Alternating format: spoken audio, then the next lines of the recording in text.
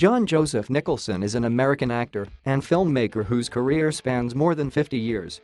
He is known for playing a wide range of starring or supporting roles, including comedy, romance, and darkly comic portrayals of anti-heroes and villainous characters. In many of his films, he played the eternal outsider, the sardonic drifter, someone who rebels against the social structure.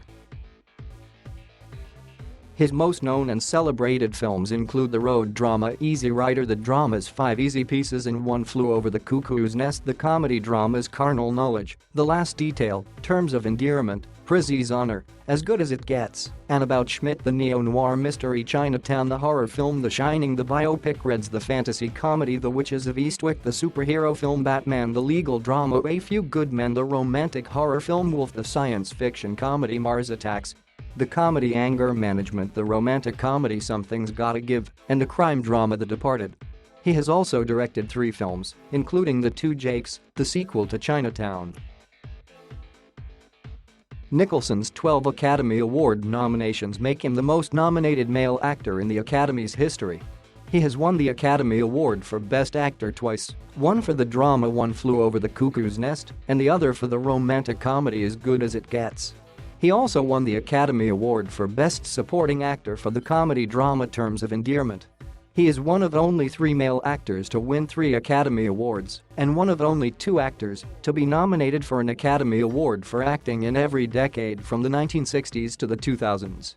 He has won 6 Golden Globe Awards and received the Kennedy Center Honor in 2001.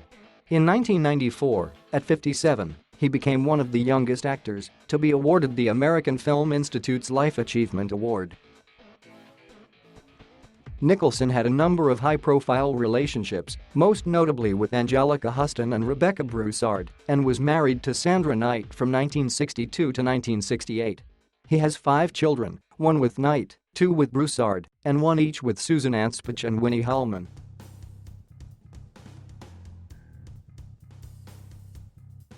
Nicholson was born on April 22, 1937, in Neptune City, New Jersey, the son of a showgirl, June Frances Nicholson. Nicholson's mother was of Irish, English, German, and Welsh descent.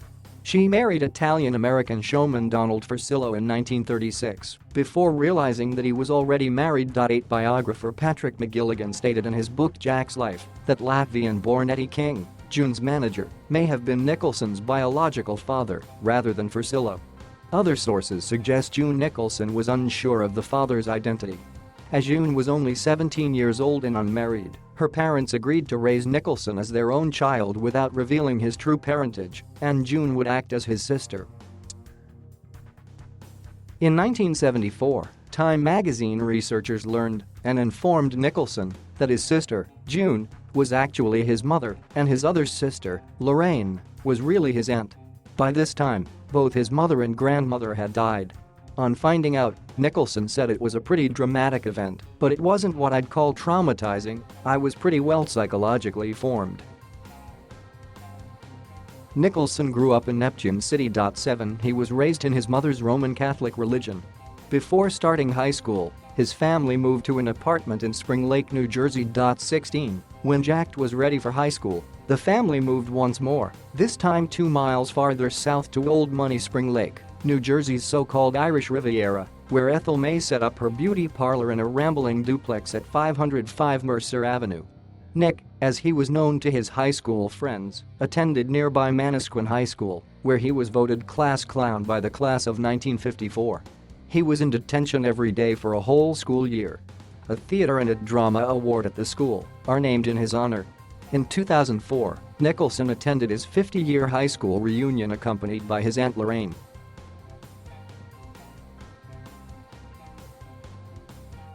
In 1957, Nicholson joined the California Air National Guard, a move he sometimes characterized as an effort to dodge the draft. The Korean Warriors Military Selective Service Act was still in force, and draftees were required to perform up to 2 years of active duty. After completing the Air Force's basic training at Lackland Air Force Base, Nicholson performed weekend drills and 2-week annual training as a firefighter assigned to the unit based at the Van Nuys Airport. During the Berlin crisis of 1961, Nicholson was called up for several months of extended active duty, and he was discharged at the end of his enlistment in 1962.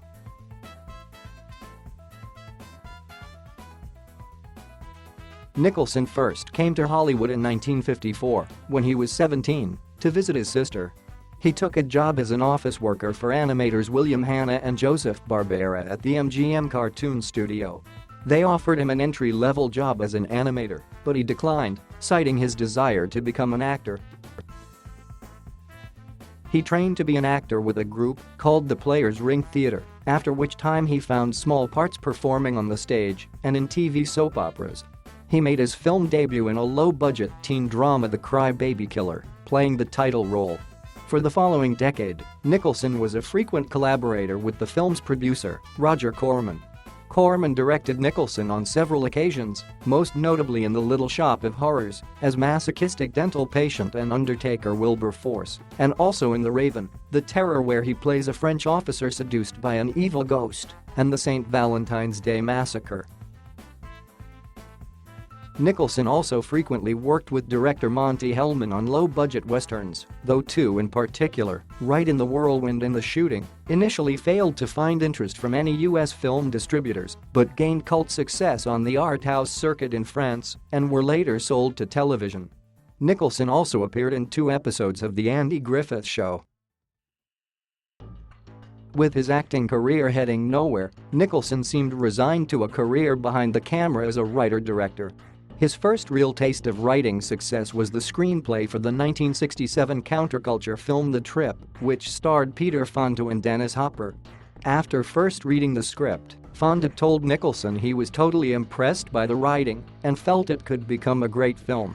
However, Fonda was disappointed with how the film turned out and blamed the editing which turned it into a predictable film, and said so publicly. "I was livid," he recalls. Nicholson also co-wrote, with Bob Rafelson, the movie Head, which starred the Monkees. He also arranged the movie's soundtrack. After a spot opened up in Fonda and Hopper's Easy Rider, it led to his first big acting break. Nicholson played alcoholic lawyer George Hanson, for which he received his first Oscar nomination. The film cost only $400,000 to make and became a blockbuster, grossing $40 million. Biographer John Parker states that Nicholson's interpretation of his role placed him in the company of earlier anti-hero actors such as James Cagney and Humphrey Bogart, while promoting him into an overnight #1 hero of the counterculture movement. The part was a lucky break for Nicholson. The role had been written for the actor Rip Torn, who withdrew from the project after an argument with Hopper. In interviews, Nicholson later acknowledged the importance of being cast in Easy Rider. "All I could see in the early films, before Easy Rider, was this desperate young actor trying to vault out of the screen and create a movie career." Nicholson was cast by Stanley Kubrick, who was impressed with his role in Easy Rider, in the part of Napoleon in a film about his life, and although production on the film commenced, the project fizzled out, partly due to a change in ownership at MGM and other issues. Nicholson starred in 5 easy pieces alongside Karen Black in 1970 in what became his persona-defining role. Nicholson and Black were nominated for Academy Awards for their performances. Nicholson played Bobby Dupia, an oil rig worker, and Black was his waitress girlfriend. During an interview about the film, Black noted that Nicholson's character in the film was very subdued and was very different from Nicholson's real-life personality. She says that the now famous restaurant scene was partly improvised by Nicholson and was out of character for Bobby, who wouldn't have cared enough to argue with a waitress. "I think that Jack really has very little in common with Bobby.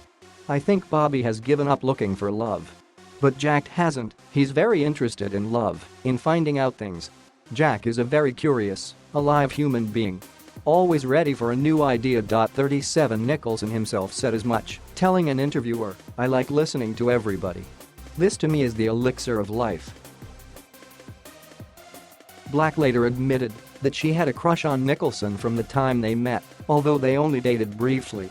"He was very beautiful. He just looked right at you. I liked him a lot. He really sort of wanted to date me, but I didn't think of him that way because I was going with Peter Kastner. Then I went to do Easy Rider, but didn't see him because we didn't have any scenes together. At the premiere, I saw him out in the lobby afterward, and I started crying. He didn't understand that, but what it was that I really loved him a lot, and I didn't know it until I saw him again because it all welled up. 36. Within a month after the film's release that September, the movie became a blockbuster, making Nicholson a leading man and the new American anti-hero, according to McDougal. 130 critics began speculating as to whether he might become another Marlon Brando or James Dean. His career and income skyrocketed. He said, "I have much sought after. Your name becomes a brand image like a product. You become Campbell's soup. With 31 different varieties of roles you can play." 130 He told his new agent, Sandy Breesler, to find him unusual roles so he could stretch his acting skill. "I like to play people that haven't existed yet, a cusp character," he said. "I have that creative yearning. Much in the way Chagall flies figures into the air, once it becomes part of the conventional wisdom, it doesn't seem particularly adventurous or weird or wild." 13. Nicholson starred in Carnal Knowledge in 1971, a comedy drama directed by Mike Nichols, which co-starred Art Garfunkel, Anne Margaret, and Candice Bergen. He was nominated for a Golden Globe Award for Best Actor. As a director, Mike Nichols was limited in the actors who he felt could handle the role, saying, "There is James Cagney, Spencer Tracy, Humphrey Bogart, and Henry Fonda. After that, who is there but Jack Nicholson?" During the filming, Nicholson struck up what became a lifelong friendship with co-star Garfunkel. When he visited Los Angeles, Garfunkel would stay at Nicholson's home in a room Nicholson jokingly called the Arthur Garfunkel Suite. 127. Other Nicholson roles included Hal Ashby's The Last Detail with Randy Quaid, for which Nicholson won for Best Actor at the Cannes Film Festival, and he was nominated for his third Oscar and a Golden Globe.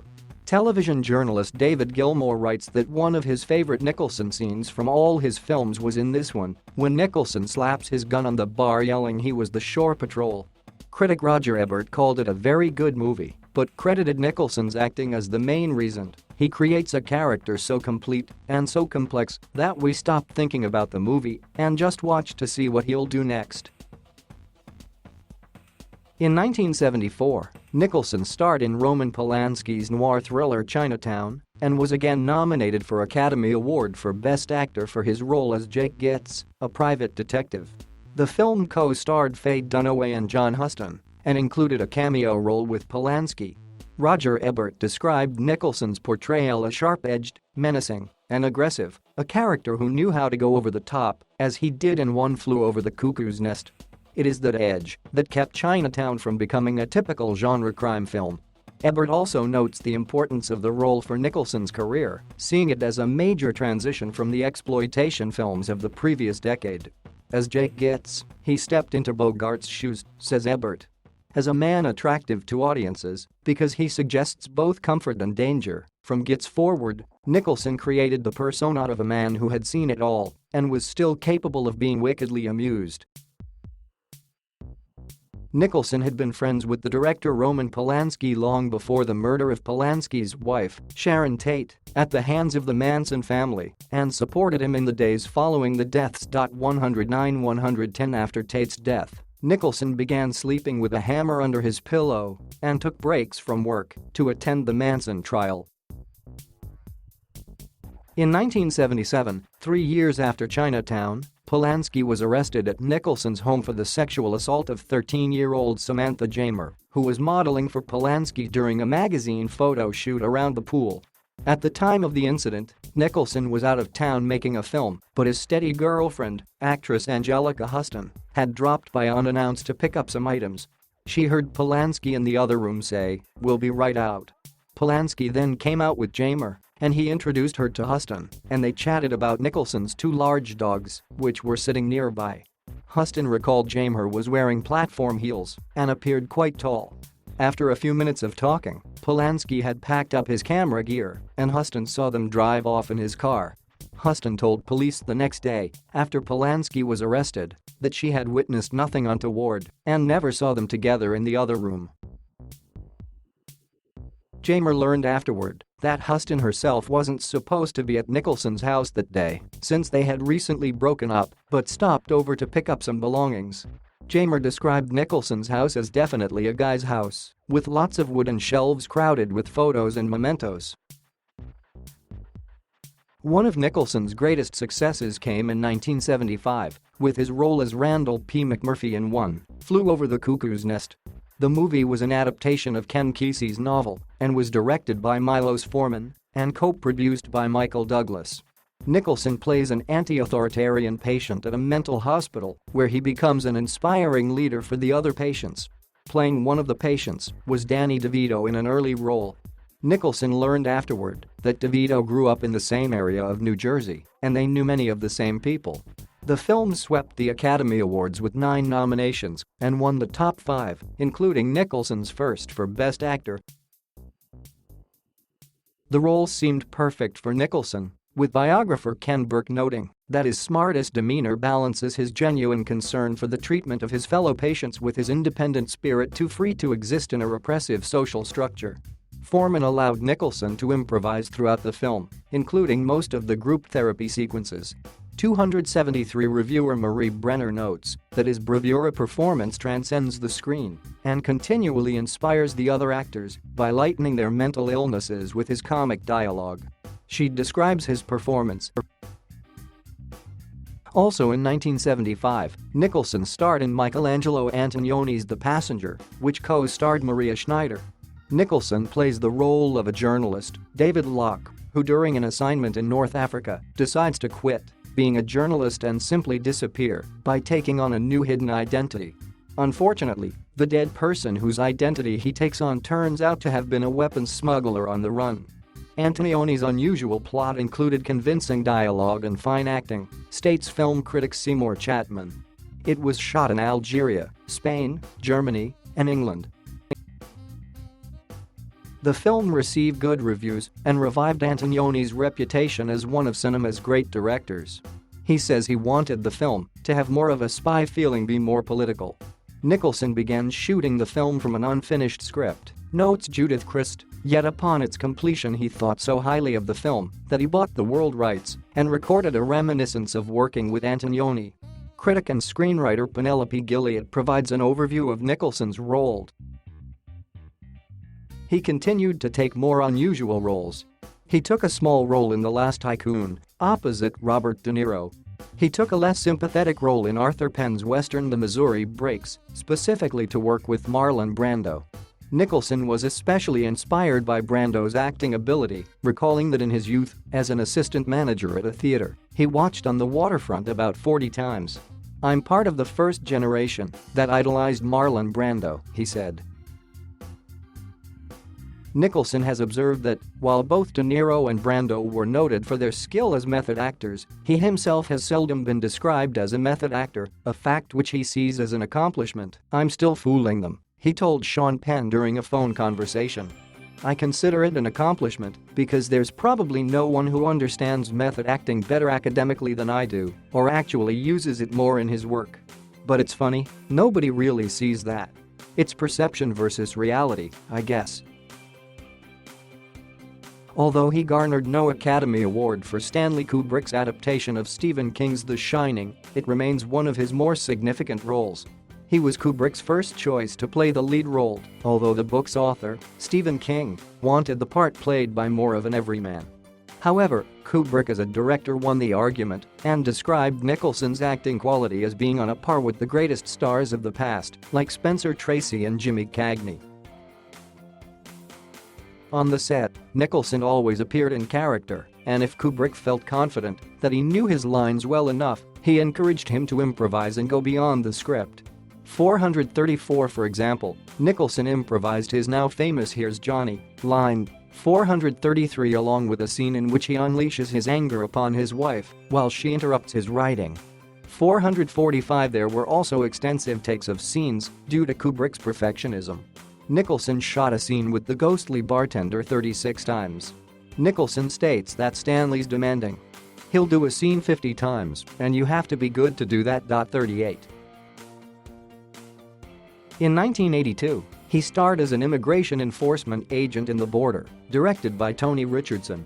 It co-starred Warren Oates, who played a corrupt border official. Richardson wanted Nicholson to play his role less expressively than he had in his earlier roles. Less is more, he told him, and wanted him to wear reflecting sunglasses to portray what patrolmen wore. 318 Richardson recalled that Nicholson worked hard on the set. Nicholson won his second Oscar, an Academy Award for Best Supporting Actor, for his role of retired astronaut Garrett Breedlove in Terms of Endearment, directed by James L. Brooks. It starred Shirley MacLaine and Deborah Winger. McGilligan claims it was one of Nicholson's most complex and unforgettable characters. He and MacLaine played many of their scenes in different ways, constantly testing and making adjustments. Their scenes together gave the film its buoyant edge, states McGilligan, and describes Nicholson's acting as Jack floating like a butterfly. 330. Nicholson continued to work prolifically in the 1980s, starring in such films as The Postman Always Rings Twice, Reds, where Nicholson portrays the writer Eugene O'Neill with a quiet intensity, Prizzy's Honor, Heartburn, The Witches of Eastwick, Broadcast News, and Ironweed. 3 Oscar nominations also followed. John Huston, who directed Prizzy's Honor, said of Nicholson's acting, "He just illuminates the book. He impressed me in one scene after another. The movie is composed largely of first takes with him." In the 1989 Batman movie, Nicholson played the psychotic murderer and villain, the Joker. The film was an international smash hit, and a lucrative percentage deal earned him a percentage of the box office gross estimated at $60 million to $90 million. Nicholson said that he was particularly proud of his performance as the Joker. "I considered it a piece of pop art," he said.